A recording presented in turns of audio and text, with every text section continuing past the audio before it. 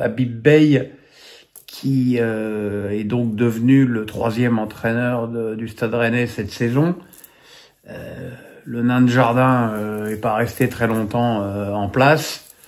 Personne ne le regrettera, à la fois compte tenu des compos d'équipe un peu invraisemblables qu'il avait mis en place, et puis voilà, bon, Sampaoli de l'OM a visiblement perdu le mojo depuis un bon moment. Voilà, le choix d'Habib Beye, il est ce qu'il est. Hein. C'est plutôt chouette de donner sa chance à un entraîneur inexpérimenté et jeune.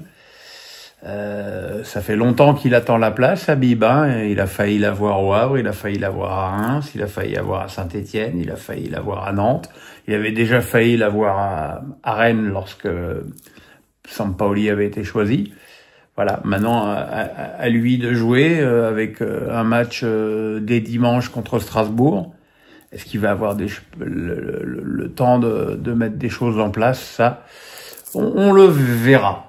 Et puis la troisième info de la journée, c'est la suspension pour 3 mois de Mehdi Benassia par la commission de discipline suite à son carton rouge reçu à la fin du match de Coupe de France contre Lille.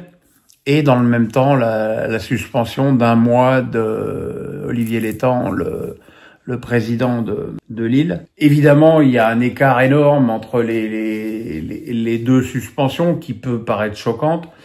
Il faut quand même pas oublier que Mehdi Benassia avait déjà été suspendu cette saison pour des déclarations véhémentes après le match à Lyon, et que surtout il a été expulsé dans ce match de Coupe de France, alors que Olivier Létang n'avait reçu aucune sanction, et je pense que c'est quelque chose qui a dû jouer évidemment dans la différence de verdict entre les deux.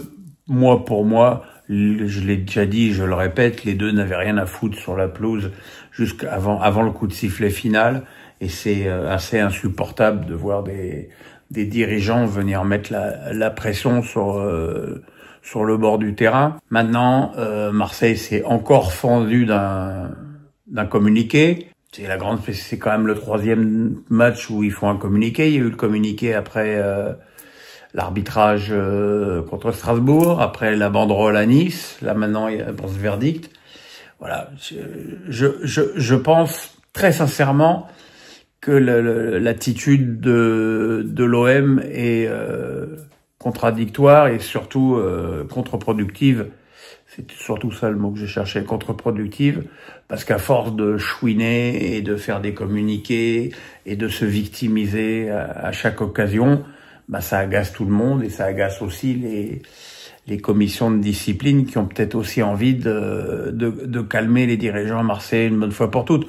Encore une fois, je ne prends pas parti, je ne considère pas que ce soit la bonne solution. Je pense effectivement que j'aurais préféré que Mehdi Benassia et Olivier Létang prennent la même sanction, et que si, par exemple, les deux avaient pris 1 mois de suspension, il y aurait rien à dire. Et je comprends, ceci dit, la position de l'OM de se sentir une nouvelle fois floué. Alors, je ne veux pas croire à la théorie qui voudrait que, parce que Mehdi Benassia s'appelle Mehdi Benassia, il est plus mal traité que quelqu'un qui s'appelle Olivier Létang. J'ai beaucoup de mal à souscrire à ce genre de test de racisme complotiste. Mais bon, voilà, c'est encore une fois, ça donne pas une image superbe de nos clubs et de leur comportement global, je dirais, dans les différentes compétitions. Heureusement que, encore une fois, cette semaine, le football français nous a offert 5 qualifiés sur 6 clubs engagés durant ces joutes européennes. Voilà, on se retrouve demain pour le tirage au sort de la Ligue des Champions, et savoir contre qui le PSG va jouer. Est-ce que ce sera contre Monaco ou contre Brest, et lequel des deux clubs, Monaco-Brest, jouera contre Benfica. Et puis on verra aussi les autres tirages des Coupes d'Europe, et puis il y aura évidemment mes pronos inoubliables que vous attendez tous avec, je sais, ferveur et fébrilité. Voilà les amis, bonne nuit, le pouce, la cloche, on s'abonne, à demain, bye bye.